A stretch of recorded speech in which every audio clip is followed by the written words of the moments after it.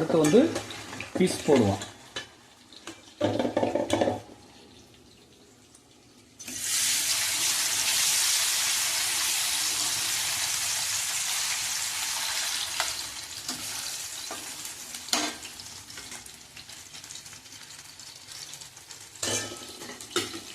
அடுத்து காலிஃப்ளவர்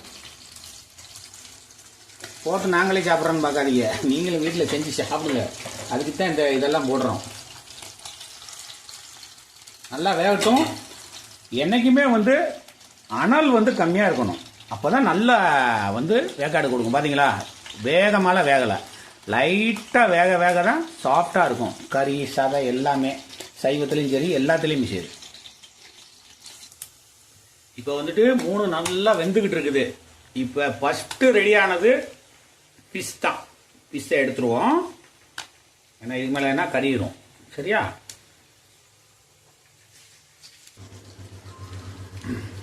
அடுத்து காலிஃப்ளவர் வந்து ரெடி ஆயிடுச்சு, எடுத்துடலாம். அடுத்து சிக்கனும் ரெடி ஆயிடுச்சு. 65 ரெடி. எப்படி கலர் வந்துருச்சா? என்கிட்ட நான் ஒரு 10-20 பேர் என்ன கேட்டாங்கன்னா, கலர் வரலையே பொடியில். பொடியில் வந்து கலர் போடுறது முக்கியம் கிடையாது. இயற்கையான முறையில் தான் நம்ம மசாலா வந்து தயார் பண்ணணும்.